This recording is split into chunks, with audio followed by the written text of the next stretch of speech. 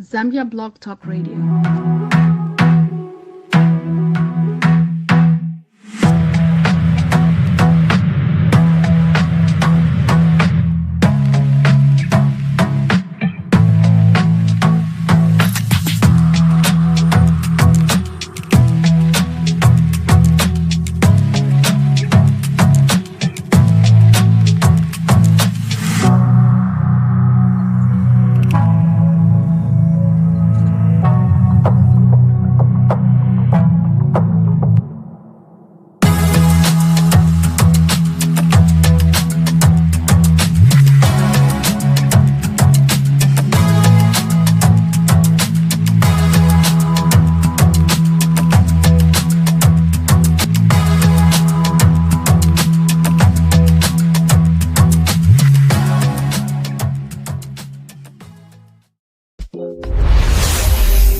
Welcome to ZBTR TV. The goal is to unearth and document the Zambian narrative in the best way possible.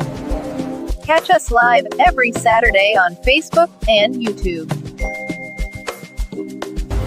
We broadcast every Saturday at 10 a.m. EST, 7 a.m. PT.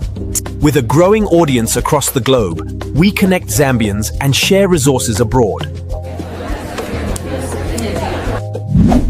Be part of our journey. Please don't forget to subscribe to our YouTube channel. With a growing audience across the globe, we connect Zambians and share resources abroad. The ZBTR TV show. Did you know? Less than 10% of our viewers are subscribed. Don't miss out. Be part of the community. Mark your calendars. Every Saturday, 9 a.m. Central Standard Time and 10 a.m. Eastern Standard Time. Flow live.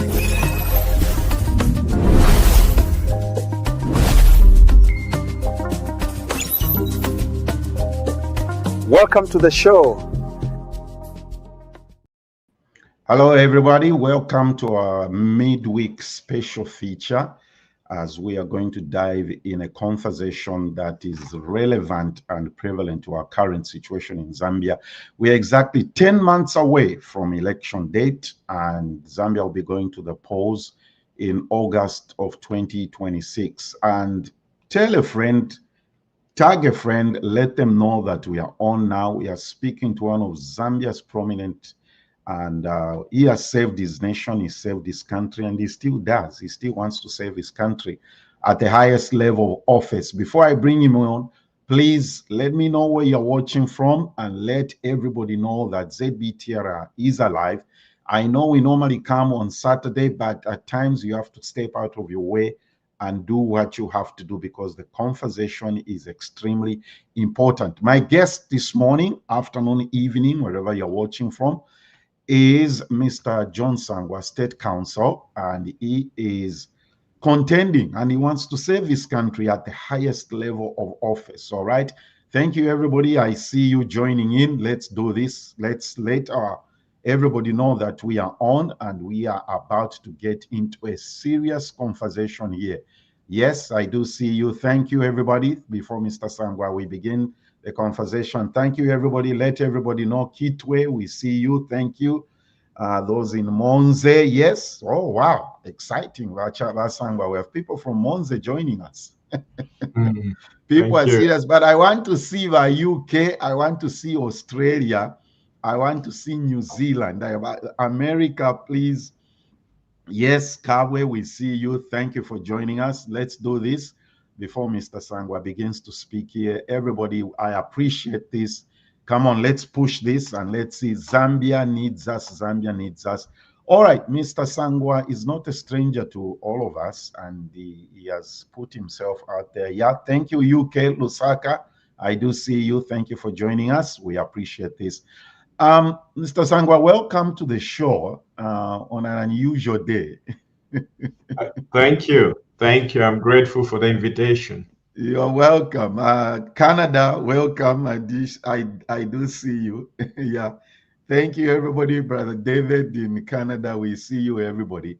Zambia is at a threshold of a serious situation, moment And immediately you stepped out there and you made the statement that you're willing to serve your country.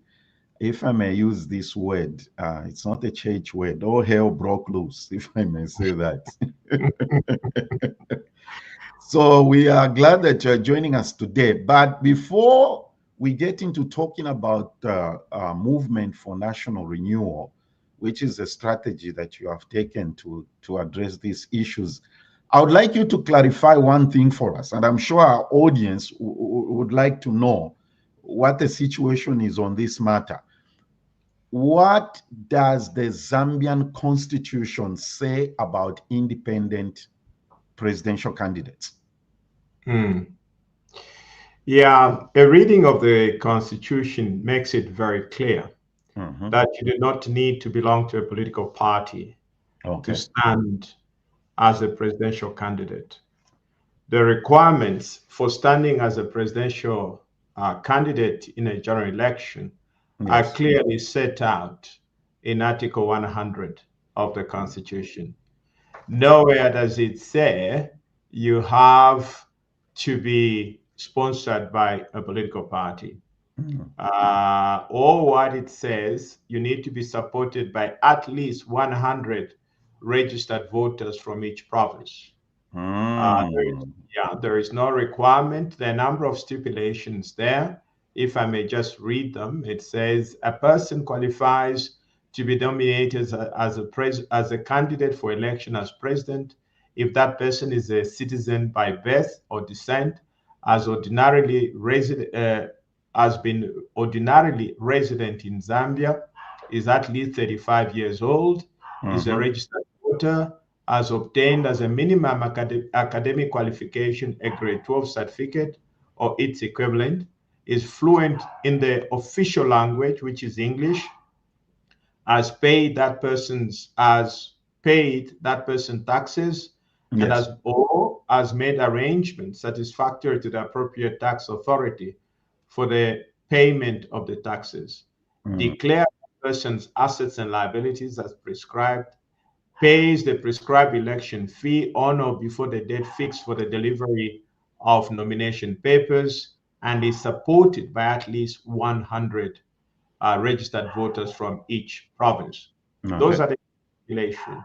So there is no requirement for you to be sponsored by a political party. Again, I must put a caveat: you do not interpret the Constitution in isolation. You have to take into account other provisions of the Constitution. Yes, I know that there is a school of thought that believes that you have to be sponsored. If you are to insist on sponsorship, such a stipulation would violate Article 21 of the Constitution, because Article 21 of the Constitution clearly says, except with his own consent, no person shall be hindered in the enjoyment of his freedom of assembly and association. That is to say, his right to assemble freely and associate with other persons, and in particular to form or belong to any political party, trade union, or other association for the protection of his interest. So I have the right to belong to a political party. You can't force me. Nobody can be forced to belong to a political party. So if you make it conditional that you must be sponsored by a political party, then you are forcing those people who do not want to belong to a political party to become members, even when they don't want, for purposes of taking part in a presidential election. So such an interpretation would contravene the provision of the Constitution. So you know that there was an uproar when Honorable Given Katuta announced our intentions to stand in 2026, and not very good language, very demeaning stuff, Sangwa, like our politics are known to be. How can a whole member of parliament not know that the Constitution does not provide for independent candidates? This is part of the problem we have. Yes. In fact, Article 43 of the Constitution, if I can go there right away, actually requires citizens to have some knowledge of the Constitution. It's not just for a member of parliament. It is for each and every citizen to have that knowledge of the Constitution. Yes. Okay. It says, a citizen shall endeavor to acquire basic understanding of this Constitution and promote its ideals and objectives. Okay, so this is very important. It's not just for MPs, but also for ordinary citizens to be every person. This is one of the duties of a citizen. You know, people think you can just claim your rights as a citizen without corresponding obligation. So as you make demands on the Republic, you also have duties and certain obligation to the Republic. That's so right. It's clearly stated, and I think the general view appears to be that you do not need to be sponsored by a political party. What you are saying, if you do that, you are now making it your presidential candidacy conditional to being a political party, to belong to a political party. And that in itself would be in violation of Article 21, which says I have the right to belong or not to belong to any political party. That's okay, right. so you can't force me to belong to a political party. If I don't want, I don't want. But that doesn't mean, therefore, for purposes of the presidential election, just for that reason, I should become a member of a political party.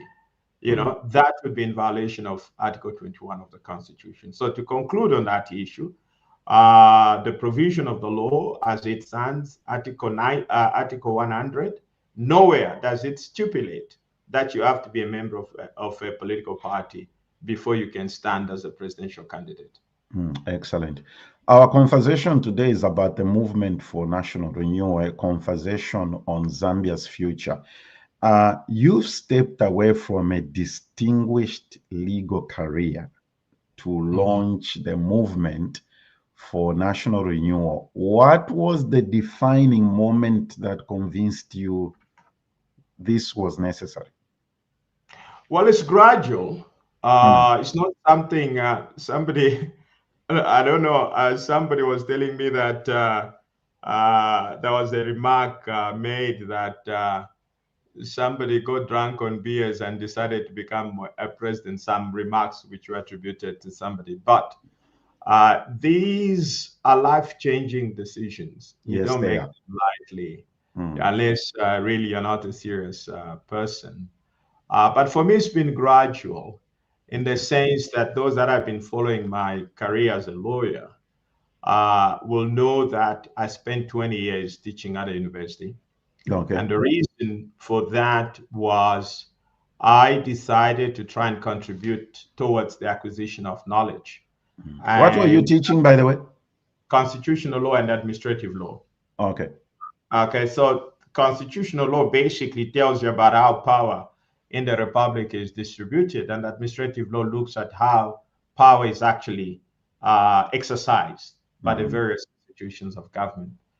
That decision was informed by, if I may go back slightly, I mean, I finished law school when we were all excited about the return to multi-party democracy.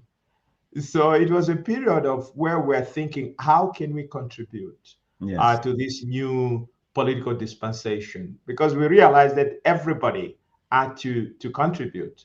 I grew up in the period when there was one-party state, and we knew how oppressive the system was. Not only was it a one-party state, we were also under a state of emergency from 1964 up to 1991. So technically speaking, in a state of emergency, the Bill of Rights is suspended. So the rights that you enjoy them at the discretion of the president. So some of us were basically determined never again will we see a return to a dictatorship. Yes. Okay. But to realize that there was need to consolidate the democracy. Now, democracy cannot exist in a vacuum. You needed its defenders. And my role as a lecturer, I saw it as one of training lawyers who would in turn become defenders The Constitution. democracy. Mm. Yes. And in addition to that, some people know we founded the Legal Resources Foundation. This was a non-government organization. I remember that. I remember Yes. that. Yeah. So I think we created it, I think that should have been in 93, 94. And we had branches throughout the provinces in the Republic. Yes. And this was basically, I went around the country opening branches. Okay, Wow. together with my partner, Simeza, we planted branches throughout the Republic. At the very least, what we could do was to establish an office in each province, which we succeeded. Now, the idea was to be able to educate people on their rights under the Constitution, and also to provide those that could not afford lawyers the opportunity to seek legal advice at these centers. So that is another program that we executed for, I think, nearly 30 years. And then there is the other side, which involved largely public interest litigation. And I keep saying, I don't think there is any single government, there is a government that I did not sue, that we did not sue. I think apart from Kaunda's, because then I was not a lawyer. Yes. And we've done cases, I think the most significant, not really significant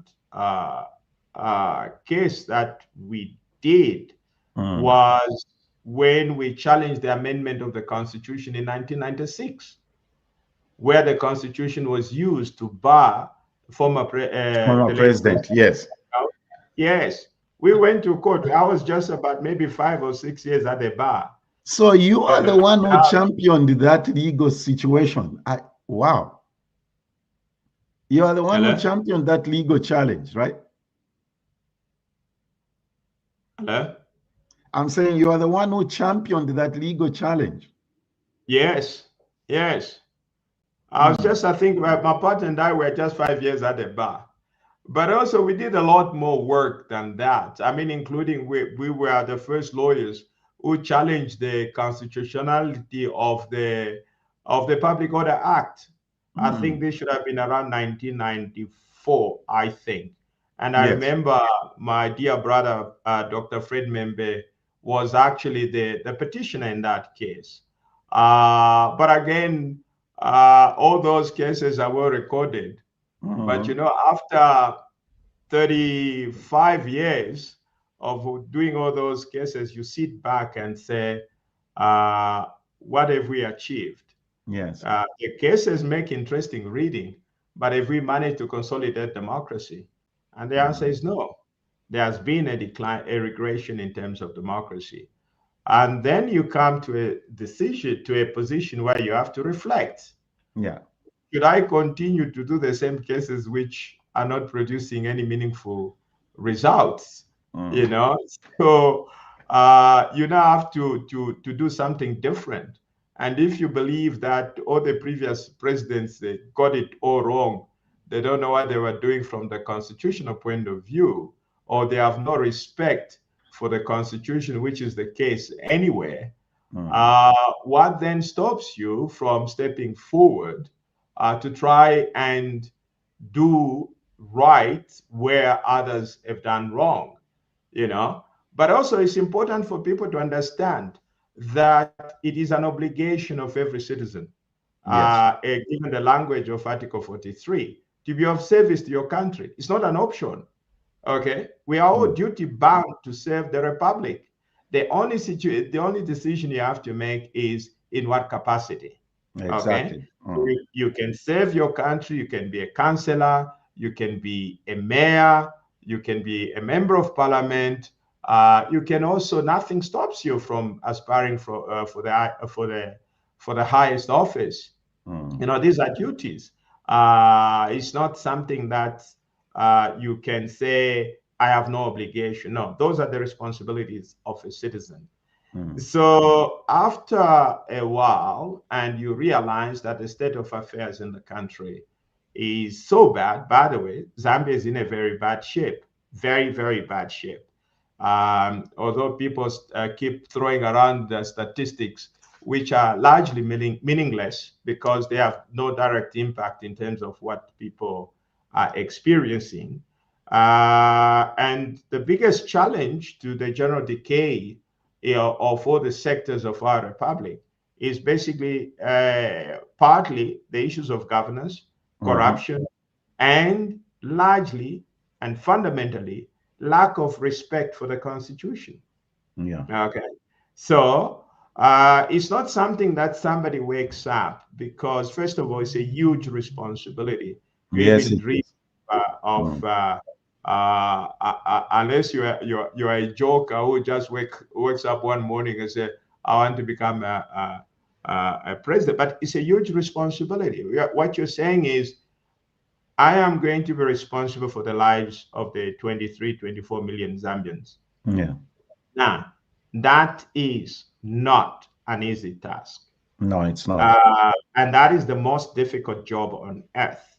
So, again, I must mention, it's not just something that I just woke up and decided. Other people made representations to me to say, okay, given everything that you have done in your life, why don't you consider serving the republic in this capacity?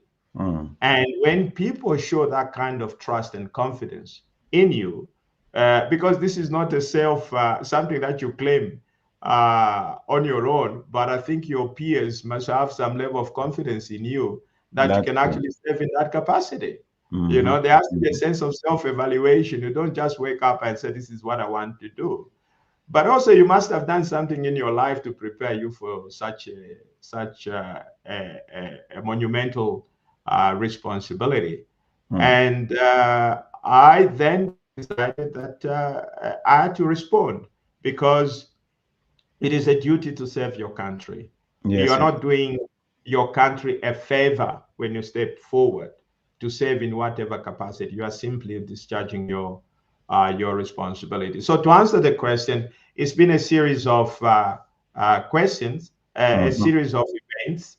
Again, you also stop and say, well, I mean, at some point you have to stop complaining, okay, and do something about the problem, okay? Because complaints, what will complaining address or accomplish? Nothing. Yeah. So instead of complaining, think about doing something about it. And that is what led me to this decision. Very, very difficult decision. Yeah. I can only imagine. In your call to national reflection, you posed 10 questions of conscience to Zambians. Yeah. What responses or lack therefore confirmed the civic movement was needed? Well, first of all, before you even go into something, right, you have to take time to understand why the country has failed, right? So and before you step forward, you need to understand why there's been a failure. Yes. And you also have to identify what you think would be necessary to correct the situation. Okay. Now, those 10 questions, I've made it clear, they do not constitute a manifesto. Like I've said in the statement, they constitute a mirror which each and every one of us as Zambians should be able to look through and ask those 10 questions just to see where we are. And basically it's saying, can we transform our country? Can we renew our country without addressing these 10 questions? And so far, I can tell you, nobody has come and challenged or said, oh, those 10 questions are irrelevant, or they are useless, or they are not necessary. No, what I've instead received are insults, you know. So and I've got in my life history rewritten for me, you know. But so why insults? Why insults? Is it the what do you call it? The guilty? They've reached that point where they realize to some, if I may use that language. I don't know, but I mean, the only point I said, I didn't even say I want to be president. I simply said I want to serve. Yes. Okay. Hey. You didn't state in what capacity you wanted to No, I serve. You simply just said said, I'm ready to serve. But I said I'm not going to do it alone. Okay?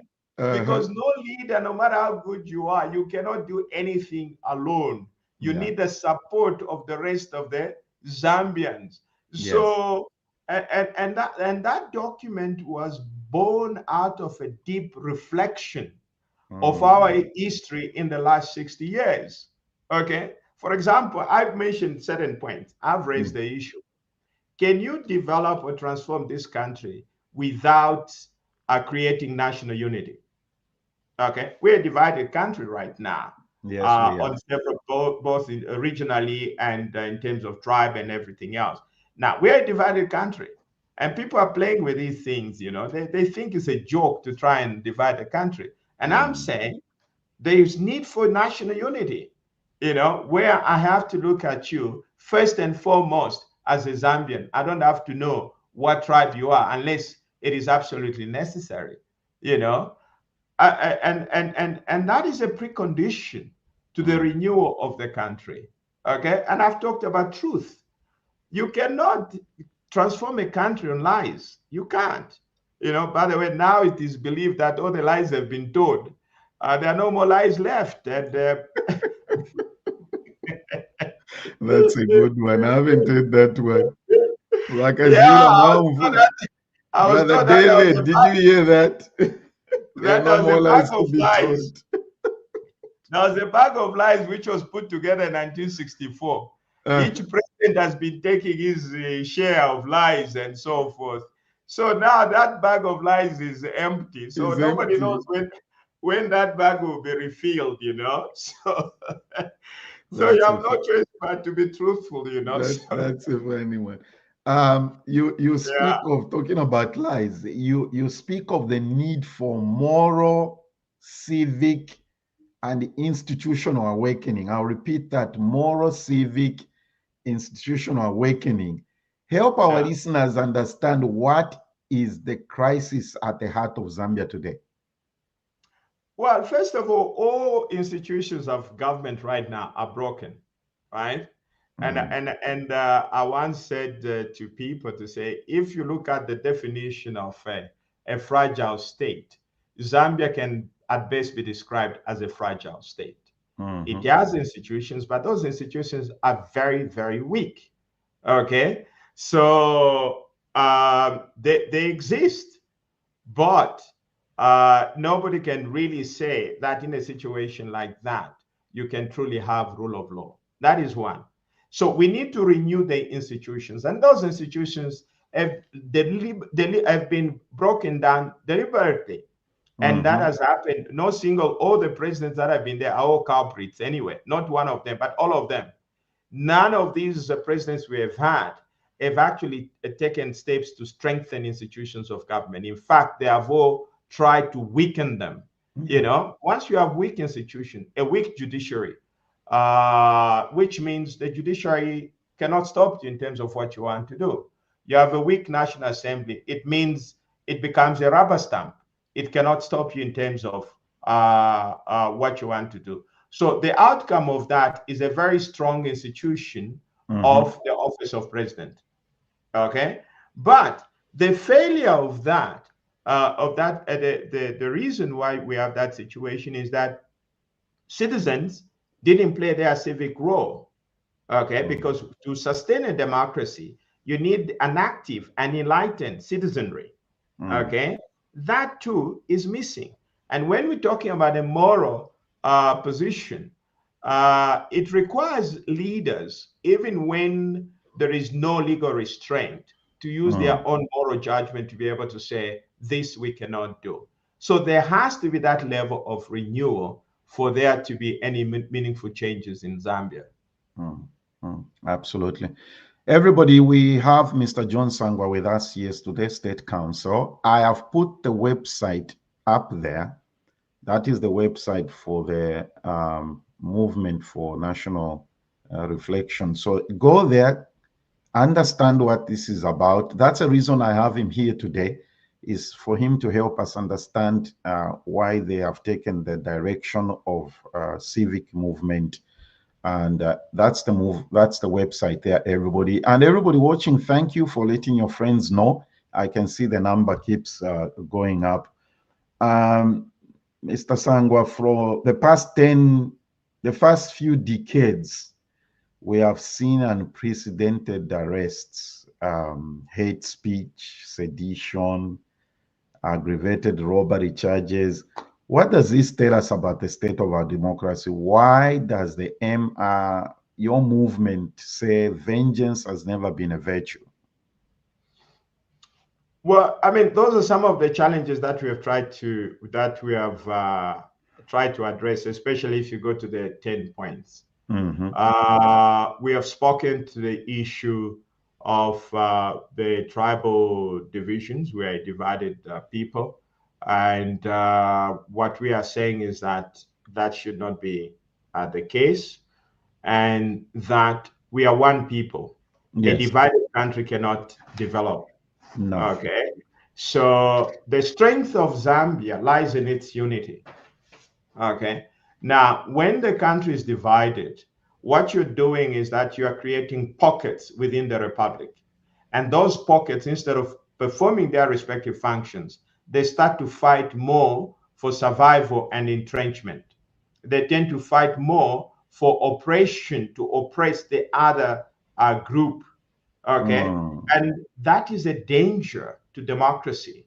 And that is why you find possible mutilation of the constitution, to make sure that the group that is in power does not cede power in the event that they lose power in a general election. And that is why there is an attempt to try and the rigging of the election doesn't start on the day of the election. It is actually done long before. And we're already seeing these things afoot. For example, we currently have the process, the idea to amend the constitution 10 months before the election. There is no way, it just doesn't make sense. It doesn't make sense to do that, okay? Because the constitution is a constitution for the republic. You do not just wake up one day and say, I'm going to amend the constitution. You don't do that. It's not a private document that you can tamper with as and when you feel like. It's a national document. We all have a stake in that document. And the failure of our system is that there are people who have gone along with this particular exercise, even when they know it is wrong, both morally and legally. Okay. There is another problem. Yes. First of all, nobody has questioned the legitimacy of the powers that the president has exercised to constitute that technical committee. Okay, I do not believe that the president has the powers to do so under the articles he's relied upon. And secondly, even if the people have accepted, how then do you accept the appointment without knowledge of the terms of reference of that technical committee? Now, the terms of reference provides a basis, defines the scope of the exercise that will be undertaken by the technical committee. Now, those terms of reference are supposed to guide both the people that will be appearing before the technical committee and the technical committee itself. But the terms of reference are not known. They have not been published. Nobody knows what they are. I haven't seen them myself. I've tried to look for them. They have not been made available. In any case, they're supposed to be gazetted anyway. We shouldn't be looking at them. They're supposed to be gazetted, and none has been gazetted, you know? So this is the scale of the lawlessness that we are engaging in. Now, what is the reason? The reason is failure to respect the Constitution. And as long as we do not respect the Constitution, we're not going anywhere, you know? So those are the issues that we're talking about. That's why we formed the movement. We're calling it the Movement for National Renewal. Zambia needs renewal because after 60 years of independence, we are worse off today than we were at independence. We are worse off. You know, there's this tendency for the government in power to compare its performance to that of the government it replaced. That's a very bad comparison. Okay, because the reason we kicked out the previous government because they were losers. Okay, how do you compare your performance against a loser? You don't. Okay, what would make sense is to be able to say, in relation to where the country was at independence, this is how well we have done. We have made great strides. But what you see, if you look at all the indicators from independence to date, the country has been in decline. Okay, but you can go further and compare ourselves. But the other standard you can use is to compare yourself to other countries, because you're not an island. That's okay. true. If you compare the performance of Botswana, compare the performance of Kenya, you will find that we are lagging way behind these countries. Okay. Just to give you I gave the example in another program where I said, you know what? At independence in 63, Kenya's GDP was just about $1 billion, and the population was nearly 10 million Kenyans, right? So which means that the GDP per capita of Kenya was just about $100. Whereas in 64, the GDP of Zambia was just about, just below $1 billion. Okay. And the population was just about 3.5 million, which meant that the GDP per capita of Zambia was about $235. We were nearly three times richer on a GDP per capita basis in comparison to Kenya. Yeah. Yes. What is the position today? The GDP of Kenya has grown over the years to $130 billion. That's the GDP of Kenya. Whereas the GDP of Zambia is 25. We've never reached the 30 billion. It's $25 billion. The highest we have ever reached was $29 billion in 2022. Okay. Now, to make the story even far more, not dramatic, but sad, is that the wealth generated, which is generated in Nairobi County alone, far exceeds what we are generating in the entire republic. Wow. Okay. The GDP of Nairobi alone is $30 billion. That is the kind of wealth that is generated in Nairobi alone. What minerals are there in Nairobi? There is nothing. Okay. So, I mean, it's just a scandal. It's just a scandal. But this is what we have achieved in 60 years. And you need to pause and say, are we doing right? Here we are at this particular stage, a $25 billion GDP. We have an economic growth of what, 5.8%? Okay. That's what was recorded. But in the meantime, nobody talks about this particular problem, not a problem, but the reality is that our population is growing at a rate of nearly 4% per annum. I've never heard any genius in Zambia tell us how you can transform such a country without causing pain to the citizens. Okay. And then also you have a debt to GDP ratio, which is almost 100%. Okay. So, but these are facts. So that's why we are saying we need a renewal, and you cannot transform, no leader can transform the country without the concurrence of the president. Without the concurrence of the citizens. No, the citizens, so, yeah. So you need a serious partnership between the citizens and the leadership to say we're in this together and we have to transform this country. Whichever way you look at it, there will be some pain, some sacrifices will have to be made. Okay. So that is what the movement is trying to do, to bring this reality to bear and tell the people that what we have is not normal. It's an abnormal situation.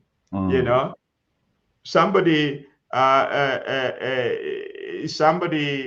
described it to me that it's like the whole country is like people in an abusive relationship. They don't know any better. Okay, that's what the country has been reduced to. What is abnormal has become normal. But given the resources we have, what God has blessed us with, this country should not be where it is. Okay. Therefore, that's why we are saying we started with those points, a call for national reflection, to reflect on these issues. And then the next thing is that we now came up with this particular movement that we need to renew the country. Because I may challenge any Zambian. At this rate, where do we see Zambia being in 5 years? Okay, it's scary. It's scary. You know, so it requires some dramatic, very serious steps to be taken to address the challenges that we face, and we have to be truly truthful to one another to say this is what the challenges that we have, and that although that is not enough, the scale of corruption is very high. Okay, the scale of wastage is equally high. So we have a problem. We have a monumental task to reform this country, to re-engineer this country. That is what is required. And that is something that we can collectively do as citizens, okay?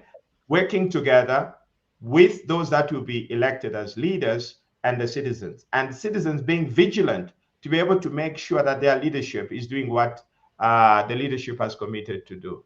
You know, let me take you back to the issue of terms of reference for the constitutional technical team. I like the aspect of you emphasizing as citizens taking our role and responsibility. Is there a way as a citizens I can do, what is the framework in place for me as a citizen to demand that the president releases the terms of reference? Well, first of all, it should not have been a matter of debate. Yeah, it should be released as a matter. Every technical committee, even President Sata, the day he released he made the decision. Immediately, that decision was accompanied by very detailed terms of reference. We have never had a technical committee ever in the history of this country that has been constituted without corresponding terms of reference, because terms of reference serves as a guide. Yeah. Okay. In 1972, when President Kaunda appointed the Chona Commission, the Chona Commission had the terms of reference. For instance, there's a case, if I remember correctly, where the late Harry Mwangan Kumbla went to court, appeared before the commission and said, hey guys, can we talk about whether we need a one-party state or not? The commission simply said, we can't go into that issue because it is beyond the scope of the terms of reference. The terms of reference merely require us to decide on the model of the one-party state. The decision to bring about one-party state has already been made. We cannot interrogate that particular issue. So the terms of reference helped to guide the commission as well as guide those people that appeared before the commission. You also have to understand the importance of the terms of reference. For example, if you have a terms of reference talking about human rights, it is for those that have interest in human rights to go and submit on that particular issue, okay? To appear before the committee to say, we have interest in human rights, this is our submission. If there is a requirement to discuss the issue of the chiefs, for example, it will require the chiefs representative to go there and make submissions. But in the absence of that, how do people even prepare to appear before the commission or before the technical committee? You know, so ordinarily it's simply a requirement. It is a must, even as a matter of common sense. It should be there, you know. But in any case, here is the irony of it all. Now, if a government has delivered on its promises, 90%, why would you be amending the constitution 10 months before the election? You should be very confident that you will campaign on your promises as opposed to setting off to tamper with the constitution, you know. So those are some of the challenges that we face, and it's very unfortunate. Every government, and this is the same reason why we objected to Bill 10. And there's this is not new. This is the sickness that we're talking about in this country. Okay, in 96, Chiluba cooked the constitution to back down that. This was just before the election. Yes. Okay. Bill 10 was also designed, conceived just before the 2021 election. Okay. Now, Bill 7, which is dead anyway, was also conceived just before the 2026 election. I mean, come on, guys. I mean, there's just time to we have to learn. We can't be doing the same thing over and over. It is tiring. It is exhausting, you know? But the point is that in the meantime, people are dying needlessly. In the meantime, people are more concerned with the issues of survival. That's right. Yeah, so we should be talking. And in the meantime, the unemployment pool is ballooning. Okay, is ballooning. There are medical doctors who are graduating, who are graduating. They have no jobs. How? Okay? How, Sangwa? How? How? That's the reality. People with our university are. Anyway, it's not a laughing matter. It's a very sad situation. Yes. You see, here is what I tell people. When they say, you and I grew up in the same era, this is what I tell people. You can label Kaunda how evil you want to label him. When people were graduating from UNZA, they had a job waiting at RCM, NCCM, ZCCM. Okay? No, I don't have time to go into that. The purpose of this conversation, everybody watching, and I appreciate you telling your friends about this conversation. I see the viewing numbers going up. We're talking about the movement for national renewal. The first goal is to mobilize, Mr. Sangwa, 1 million citizens by December 31st, 2025. Yes. Walk us through why the grassroots approach matters more than the traditional top-down politics. Well, again, that approach is born out of history, right? You find people just, they wake up and they form political parties, right? And then they start, they start mobilizing people. They only realize that there are only 3 of them as members, okay? So you learn from that. You don't rush into doing so. The point is that, first of all, you haven't even asked yourself that, are people even interested in your service anyway? Do they even want you to be, do they even want your political party? It's your right, yes. But do they actually want you to serve them in that capacity? Now, the reason why we're starting it this way is the realization that to transform the country, it requires people's participation. Yes. Zambians need to buy into this. You know, it's like you are dealing with an alcoholic person, right? The alcoholic person, you will never help him until he decides himself that he has had enough, he needs help. If you force him, he'll go back, he's going to relapse, right? But now, we have been in this situation for 60 years.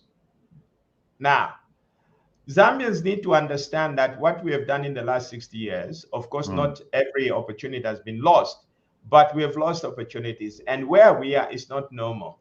The idea is to require Zambians to come to the conclusion that they deserve better. Now, if they do, then what are they going to do about it? Now, the best test is to make sure that we set this number of 1 million people, right? Now, it's also possible that Zambians maybe have accepted this as normal, right? Which is entirely our right. We can say, well, we are okay, we are happy with misery and everything else. But if you come to the conclusion that you deserve better, then you need to take an active step and be counted, be part of the 1 million Zambians. There is another reason. Throughout independence to date, leaders have made sure that citizens continue to regard themselves as subjects. Okay? Although after independence, we are now subjects, our leaders have continued to treat us as though we are subjects. And I'm sure, I don't know whether our listeners will understand the distinction between a subject and a citizen. There's a difference. A subject is managed by another person. A citizen is responsible for managing his own life. Okay? So we are all citizens. So when you are a citizen, when you mess up, you're on your own. But when you are a subject, Okay, when you mess up, somebody else is going to come and clean your mess. But what we are now saying is that if you remember the counter era, we were told, oh, you love an Egede, you love this. Basically, government was the provider. Sit there, government will do everything. But technically, no society works like that. Okay? But what that did was to undermine our creative capacity. Even things that we could do on our own, we ended up waiting for government to do them. If you remember ZCCM, there used to be a joke about Indarama Shamusana. I don't know whether you remember that. Oh my goodness. this country has come. ZCCM. I don't know whether you remember that. Yeah. And somebody says I can't even speak a word of Bemba anyway. But I know there used to be something called Indarama Shamusana. So which was an alarm. I was thinking you were going to say that in Lingala. Can you imagine, my brother? You know, so that was but these were serious matters. So what was being done was basically government entered into your bedroom. Your job was simply to produce. That system was very bad because when you had a child, you even received nappies for your children and you got an allowance for every child that you produced. Yeah. Okay. And obviously the system collapsed. It was unsustainable. Okay. Now fast forward, we were told, hey, more money in your pocket. But nobody said, how are you going to put that more money in my pocket? Okay. So basically saying, sit there and there'll be more money in your pocket.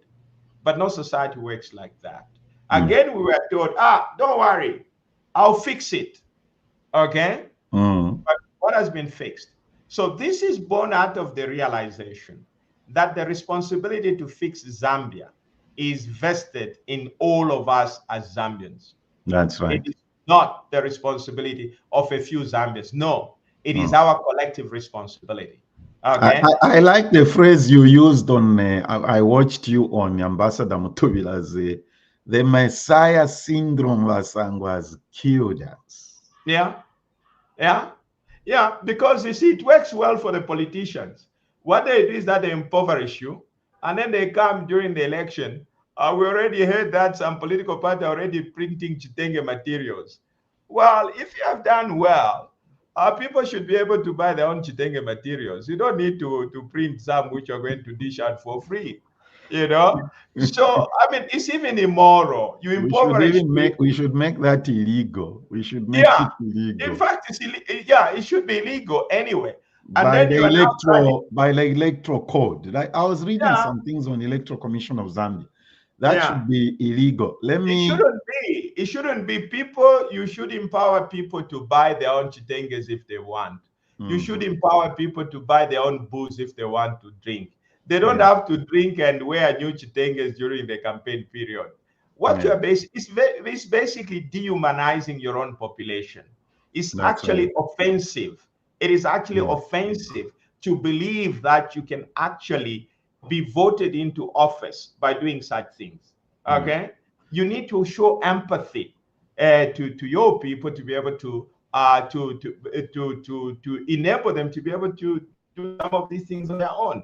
So what we are saying is that as long as people, Zambians, we do not step forward and claim our rightful responsibility and accept the fact that together, when we stand together as one Zambia, one nation, there is nothing that we cannot do. There is nothing that we can fail to do when we stand together. Okay. But the point that I keep making is that we're all Zambians now. Why should I get my hands dirty in resolving the problems of this country and then your hands are clean? Why should I do that? Okay. So if I roll up my sleeve to say, let's sort out this problem, I expect you also to do the same, because that's how you build this country. And that's why we are saying, as a sign of commitment, we need at a minimum 1 million people to be able to step forward. It's possible maybe they'll say, we're not interested, we are happy the way we are. Okay, fine. Okay. But with that kind of mentality, even if you bring an angel to be president, what you continue will be a misery again. But the responsibility to develop the country is our collective responsibility. Responsibility. All of us have to take part in that. That is the reason for the 1 million. That's the reason for the 1 million. Let's read some comments from our viewers. Greenwell says Nairobi alone produces nearly as much economic output as the entire nation of Zambia, despite having only a fraction of its population. This shows how urban concentration services-based economies can drive massive productivity difference. Trevor says, honestly, it is so tiring.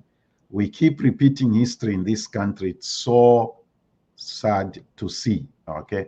Arnold, just 3-4 words. He says, this government just lies. Okay, that's the same comment from Greenwell. Just two more comments. We like acknowledging those watching. Joseph says, great discourse. Maposa says, it is scary. I fail to understand the thought of another 5 years. Okay, you need to join the movement, Maposa. And let me see. Okay. Kunda says, Mr. President, what's your take on the mines as we are thinking nationalization under MRA? I don't know if you want to respond to that. Great discussion, leaders. Regards, Mr. One of the major cancers is corruption. Let him discuss, and also the idea of recycling politicians. My brother John, you have no idea how much I despise this thing of recycled. We have people who've been around from time immemorial. I think as citizens, if we get fed up, then we say, no, Kanavesa, you've done your part. Please rest. You know? Yeah.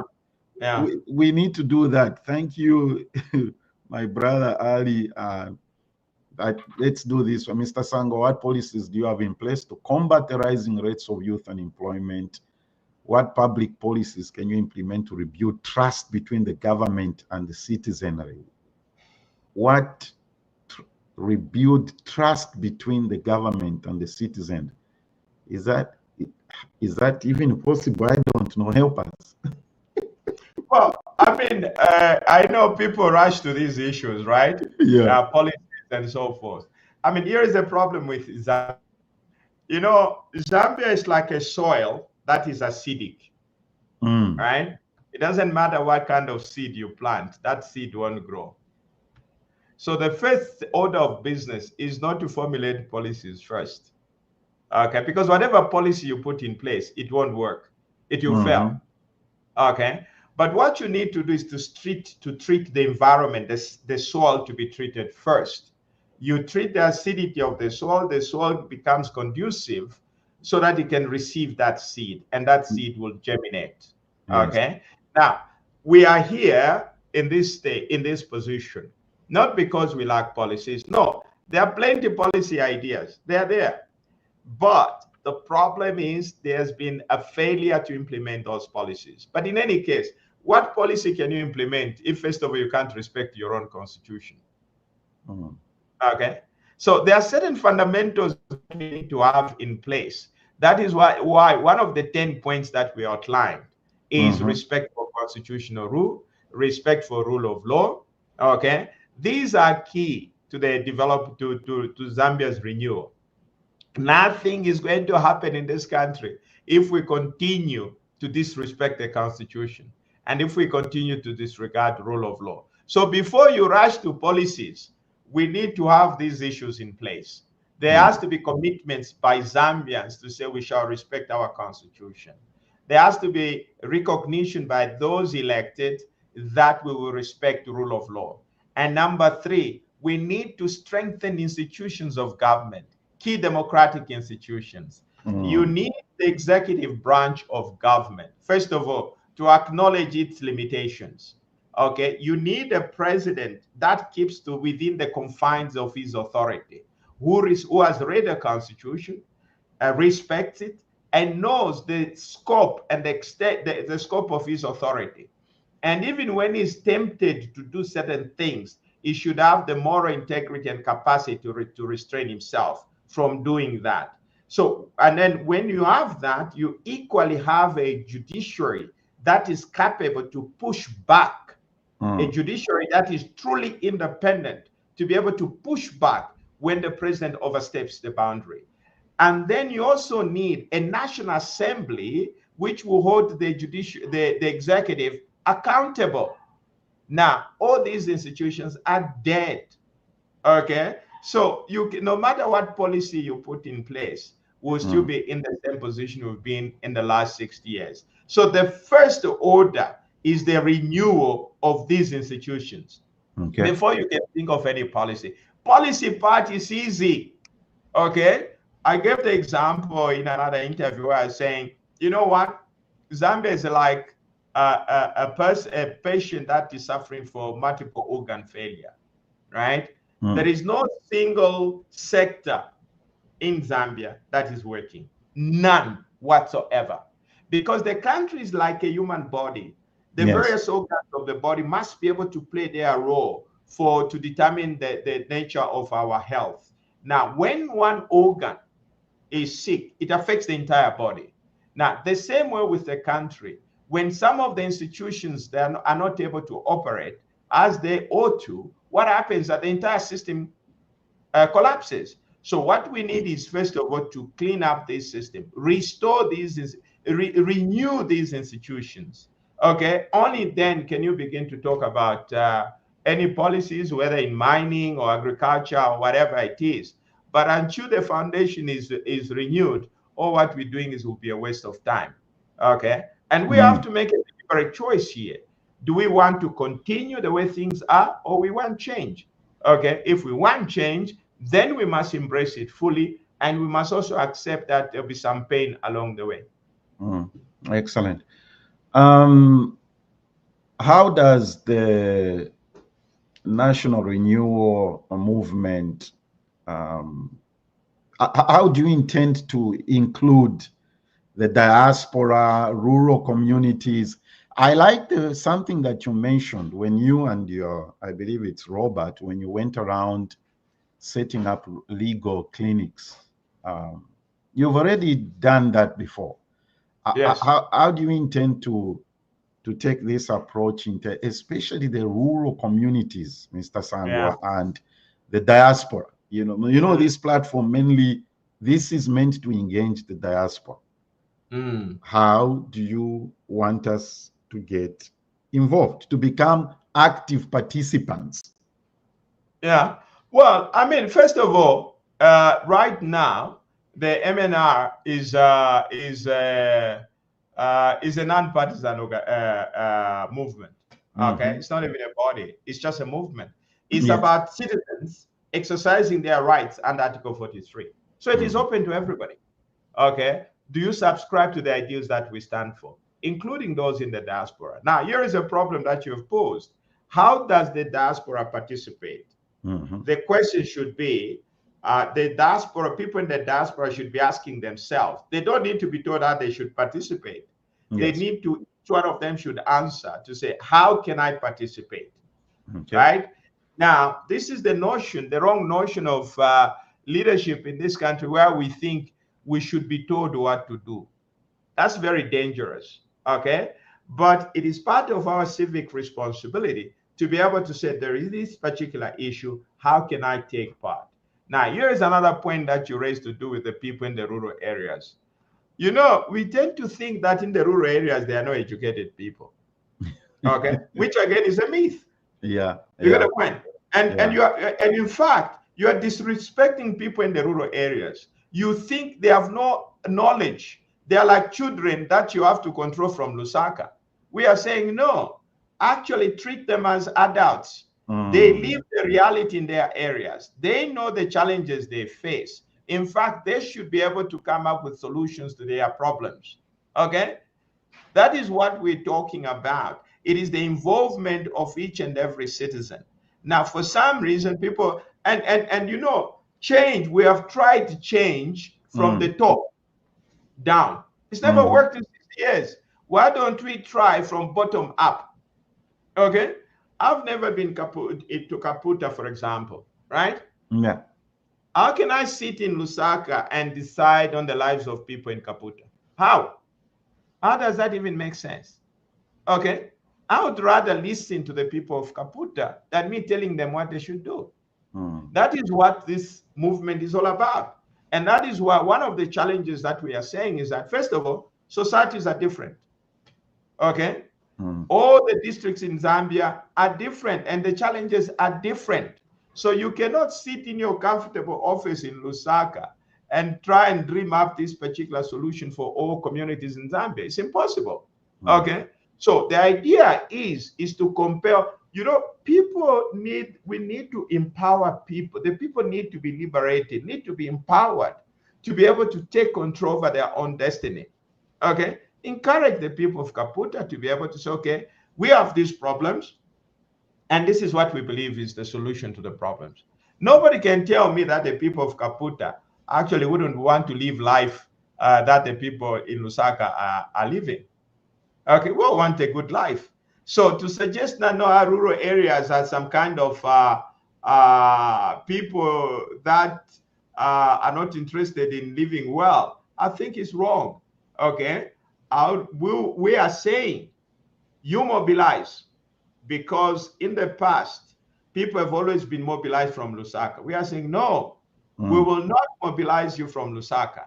Mobilize yourselves and tell us, because you know better your challenges. Yes. And the whole idea is that transformation of Zambia will require people to buy into this particular idea. Okay, and unless there is a buy-in, we're not going anywhere. I gave an example, for example, of my experience in Siavonga on another program, yes, where Siavonga received a fire tender, but they've never had a problem with fire because the local community know how to deal with the fire. Okay, but what they needed was transport. Yes. A few buckets here and there and so forth. But because they had shortage of transport, they were now using the fire tender as a means of transportation. And that fire tender was wrecked. That is wastage we're talking about. Yeah. Okay, so each community, we don't have to treat these rural communities as though the people that are all there are not educated. No, I think it's a wrong notion. They are educated. We need to respect them. They understand the challenges that they face every day, and they have ideas as to how they should get out of their mess. And the idea that we have as MNR is born out of interaction of certain people in these rural areas that we consider to be rural. There are intelligent people there. Oh yeah, they are. Yeah. But the notion that people in Lusaka know better, that's what gets us in trouble. Dr. Kajira says Zambia has a lot of well-written policies, but implementation is poor because we have the wrong mindset. And Maposa says, don't entertain talk of joining an alliance. The recycled politicians should remain where they are. That's what Gapkota is saying. Oh my goodness, that's a good one, right? You've witnessed, as we conclude this conversation, you've witnessed civic movements transform into very political machines. They oppose the MMD, NCC being prime examples. How will the MNR avoid that trajectory? Well, first of all, times are different anyway. Okay, and the challenges that we are facing are equally different, and the premise on which the MNR is founded is equally different. Yes. Yeah. So that is what my short answer would be, and also the experiences of different, because we cannot replicate the experiences of 1991. Okay, which led to the formation of the MMD, which some people tend to think they can recreate. You can't recreate history. That was a product of some very interesting economic, external and internal factors that collided to give birth to that particular outcome. But here, what we're talking about, again, you do not have to wait for such a dramatic event to occur, but sometimes you can also engineer that. Okay, and this is what we are trying to do, for people to say, what other options are there, given our own experience? we have concluded that, first of all, we need to raise this 1 million. 1 million. Yes, it's non-partisan. We have these ideals. Now, on the strength, after realizing that one particular 1 million, then we can now decide to morph into a political party. Okay. And then at that time, we'll be talking about policies. Right now, our primary goal is to raise that 1 million people. Okay. Because that's what gives you legitimacy to be able to morph into a political party. But in the absence of that, how do you then make the big leap forward? Okay, so the most important thing is to get, first of all, the buy-in. And the proof of that is in the number of people that you're able to mobilize. Okay. You know, we have had fantastic response from people who have said, you know what, there was this idea, this thing that we are, one of the 10 points we raised was that we should be able to finance our own democracy. Okay. And we said, well, once the time comes, we would like Zambians to contribute towards the campaign and everything else that is required. Yes. And the reason is very simple. How do you control something you didn't fund anyway? How do you control something that you did not finance? So whoever finances your political venture owns you, and will actually decide what to do. But the cost of the election in Zambia, first of all, is overblown, is exaggerated, because the bulk of the money, what you have is basically illegal activities going on in the form of money laundering. Okay, because everything that is done is cash. Now, because of you're dealing in cash, there's no accountability. And what we are telling Zambians that, first of all, you have to believe in yourselves. Okay, you're not poor, but individually we may be financially weak, but together we are strong. Now, people, to transform a country, the people should believe in themselves. Okay, but we have gone 60 years of independence believing that we are incapable of doing certain things, and only government can, or only foreign investors can. As long as that is the general perception, we're not going anywhere. But the starting point is to get Zambians to accept that we are responsible for our own destiny. Nobody will transform this country. Nobody. Okay, but Zambians. And not one Zambia, one person, one group, one tribe, or one region. No, the entire country coming together, one Zambia, one nation. That is the solution to our future. And that is what the MNR is advocating for right now, because we don't see any other solution. And right now, we would like to hear some intellectual response to what we are sharing, as opposed to insults and threats. You know, insults and threats don't develop a country. No, they don't. Threats won't put food on the table of the people. It's ideas. You know, ideas. Countries are built on ideas. You know. Yeah. So if I'm hearing you right, that's why you prefer that the Zambians ourselves contribute to the campaign rather than it being funded by, I know a lot of these people get a lot of money from abroad, and then they end up controlling you when you get into office. So you'd rather, as a matter of speaking, be owned by the Zambians rather than by a foreign entity. Am I right? That's correct. That's correct. Yeah. And this is what has been the trend since 1991. Yeah. Okay. Yeah. Now, as a result of that, we have had policies that have never benefited Zambians, but external interest groups. Okay. By saying that, we're not saying we are hostile to foreign investors or anything like that. No, we would like our country run properly. Okay. So that it benefits us and it also benefits those that are coming into the country. You know, even corruption. You don't need to pay a bribe to do business in this country. You shouldn't. Okay. No. You should be able to we even have a situation, first of all, there should be no deals struck at State House anyway, in a normal functioning economy and whatever. You know, because naturally, if you have to have a deal struck, it should be struck at the very least with the relevant ministry responsible, or ministry That's responsible. Right. Yeah. Let's end up at the ministry or ZDA somewhere there, right? That's right. We already have the infrastructure in place. You know, State House is a place of policy, not of business transactions. Making deals. Two final questions before we end. Oh my goodness. All right. I see my UK in numbers here. They've joined us. Two final questions. What principles from your legal career will you absolutely refuse to compromise, even when political expediency might demand it? I would never disobey the Constitution.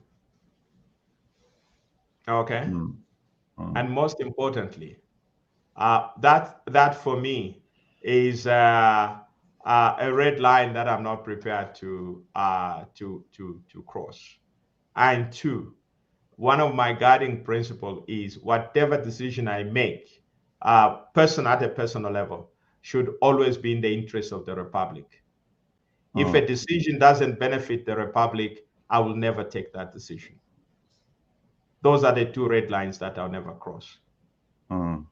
Yeah. Yeah, because once you break the Constitution, that's it. You won't know what else you're going to break. That's right. That's right. That's right. Zambia is highly, I don't like to use the word Christian. I prefer to say religious, because this issue of religion, Sangwa, and faith. Okay. This Saturday is, as you are aware, National Day of Prayer and Fasting. I like the expression on your face. How will you navigate the issues of faith? Are you going to attend the prayer meeting on Saturday? I haven't decided yet. You haven't decided yet? Yeah. I mean, it's very simple. Very simple. I was born again at the age of 14. Okay. I've known the Lord since I was 14. Now, for me, that's personal, right? I don't see any problem, because the Constitution also guarantees the freedom of conscience. You're at liberty to believe in whatever you want to believe. Yes, you are right, and this is something that people have mentioned. What Zambia needs is to translate that declaration into reality. Declaration is an ideal, but what we need to do is to translate so that it becomes real. Now, unfortunately, we celebrate these things. The idea that Zambia is a Christian nation should be experienced every day, every hour, every second in this republic. It should be a way of life.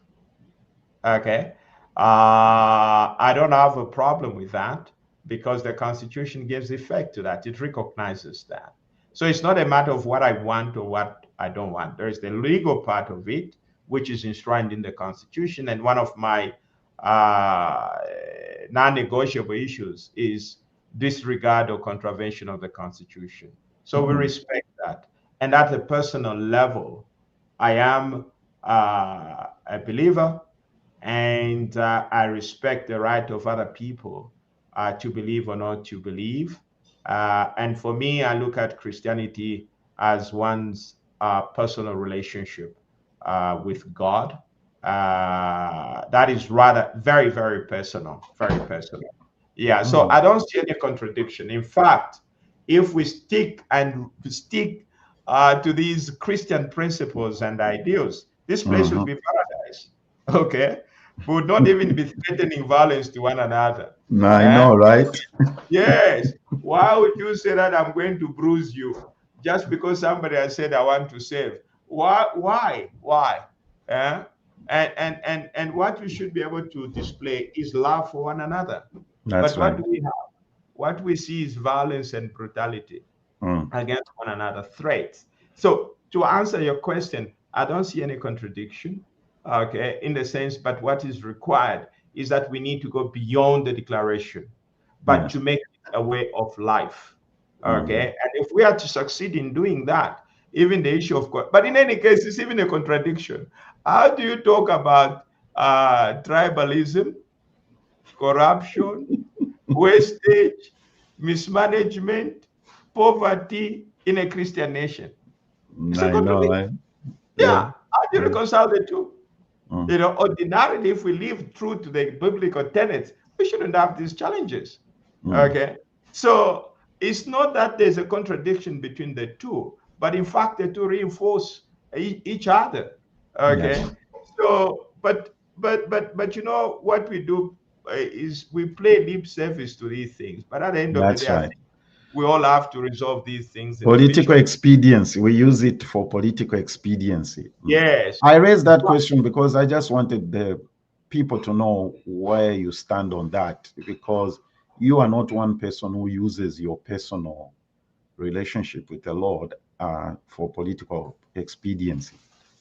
Yeah, I've never done that. Somebody, you know, I've never done that, and I think my faith is something that is very personal, and I mean the very essence of being a Christian is that people should see Christ in you. There you go. Yeah, you can preach, brother. Yes, so that's what it is. It is all about. It's not about claiming, but in fact, you don't even need to say I'm a Christian. People should be able to see Christ in you. And That's then somebody says, I can't even afford an insult in Bemba. Then I said, my brother, what reason do I have to insult anyone anyway? You know, and all what I do is just to show love. You know, even those people are rewriting my biography. All what I do is simply show love. I have no hard feelings, and if I met those people threatening to beat me up if I went to the copper belt, I'll simply embrace them to say they are my brothers. We're all God's children. You know, yeah. So I have no hard feelings towards them, and they have their own issues. If they have taken some poison, I don't have to share in that poison. You know. That's true. Ladies and gentlemen, Mr. John Sangwa, that's the name of the movement that is appearing on the screen, Movement for National Renewal. That's the name on Facebook. Look for it. Join the movement. And let me also show you, that's the website. It will give you all the details, the objectives and everything, and what this is all about. This was just a snippet, the small little portion of just for us to hear the voice of Mr. Sangwa and where he stands on this issue. My brother, thank you. I know you are going to come back. We shall do this again sometime soon. Somewhere in January. Yeah, somewhere in January, and after that, somewhere. God willing. God willing. That's right. That's right. Yes. God willing will be. We should be able. But thank you very much. And my plea to each and every person that is. We are all Zambians, and we have a duty under Article 43. Please step forward. Don't complain about load shedding. Don't complain about it, whatever it is. Do something. Something. Do something. Join the movement. Exactly. Thank you, Mr. Sangwa. All right, everybody. I appreciate you taking the time to join us on a Thursday. And let this go viral. People need to learn and hear about what he has shared. My regular programming is on Saturday, so join me this Saturday for our regular broadcast at 1600 hours Zambian time and 9 a.m. Central, whichever part of the world you're living in. Thank you again, and join the movement. Welcome to ZBTR TV. The goal is to unearth and document the Zambian narrative in the best way possible. Catch us live every Saturday on Facebook and YouTube. We broadcast every Saturday at 10 a.m. EST, 7 a.m. PT. With a growing audience across the globe, we connect Zambians and share resources abroad. Be part of our journey. Please don't forget to subscribe to our YouTube channel. With a growing audience across the globe, we connect Zambians and share resources abroad. The ZBTR TV show. Did you know? Less than 10% of our viewers are subscribed. Don't miss out. Be part of the community. Mark your calendars. Every Saturday, 9 a.m. Central Standard Time and 10 a.m. Eastern Standard Time. Flow live.